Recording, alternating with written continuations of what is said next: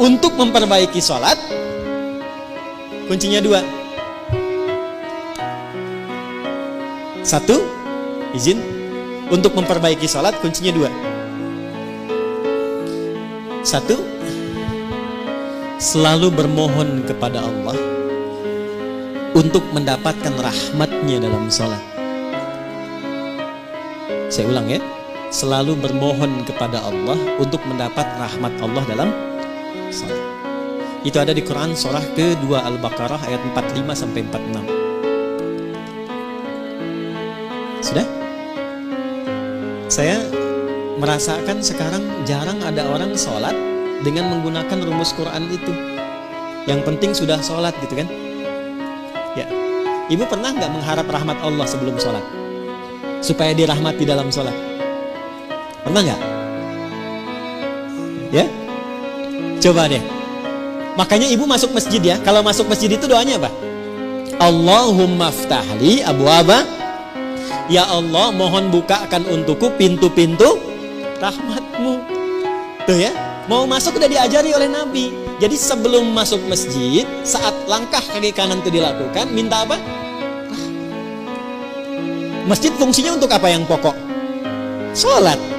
Jadi masuk masjid, fungsi yang pokok untuk sholat. Sebelum sholat minta lu rahmat Allah. Nah, rahmat itu dibagi 3. Saya ulangi, rahmat dibagi 3. Nah, kalau suami ibu namanya Pak Rahmat, nanti ibu pulang ke rumah, papa dibagi 3. Udah, 1. Rahmat itu yang pertama solusi dari semua masalah hidup. Dah. Jadi kalau ibu sholatnya membawa motivasi itu, nanti ke bawah enak sholatnya. Pas sujud ingat, dengan suami ada masalah tuh ingat, minta solusi. Nangis, selesai. Walaupun belum ada solusi, tapi hati tenang. Dan itu mengantarkan pada setengah solusi. Sudah? Yang kedua, pelan-pelan, ampunan dari dosa. Ampunan dari dosa. Nah, di antara fungsi sholat yang paling pokok itu menggugurkan dosa-dosa. Makanya Allah ingin dari pagi ke siang ada dosa, gugur dosanya. Dari siang ke sore ada dosa, gugur dosanya. Makanya ketika diwafatkan dosanya sudah hilang, tinggal pulang dalam keadaan bersih, digambarkan dengan kain kafan yang putih. Nah, itu fungsi sholat. Cuma apakah setiap orang sholat ada yang ingat dosa atau tidak, itu poinnya. Makanya tadi, kalau dia sholat mengingat maksiatnya, gugur maksiat, gak akan maksiat lagi. Gak akan maksiat lagi. Ya, dan banyak orang ketika sujud, itu justru pulangnya dalam keadaan mulia. Betapa banyak pelaku dosa besar, justru cara pulangnya itu lewat sholat. Lewat sholat. Ada yang sujud, gak bangun lagi. Pengen begitu? Nanti zuhur ya, kan sekarang masih ada waktu tuh. Ada yang begitu tuh. Ya. Dan itu luar biasa indah. Ya, saya kan pernah cerita di sini juga kan. Ada seorang kakek, ini bukan ustadz bu. Saya ketemu orangnya. Itu orang sederhana, mungkin viral di langit tapi mungkin tak dikenal di dunia.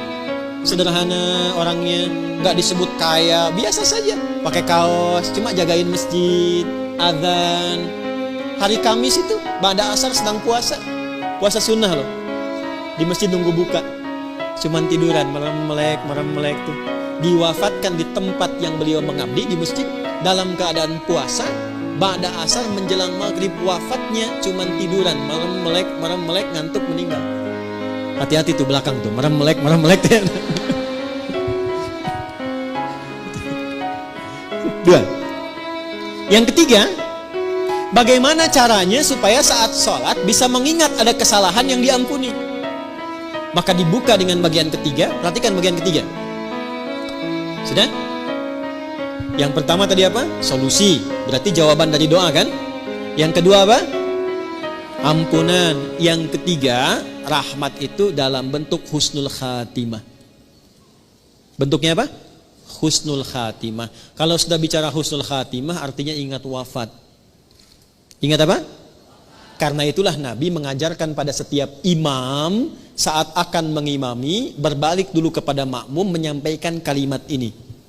Para jamaah, kita akan sholat.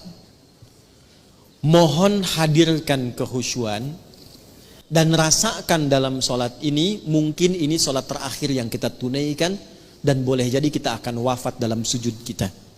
Itu sunnah. Bahasa Arabnya sallu salatan muwadda.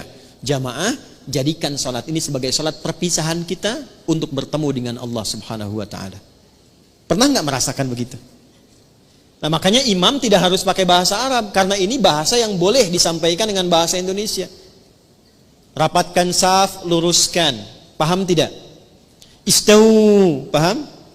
Tidak. Makanya dijawab sudah tahu, gitu kan? Dah.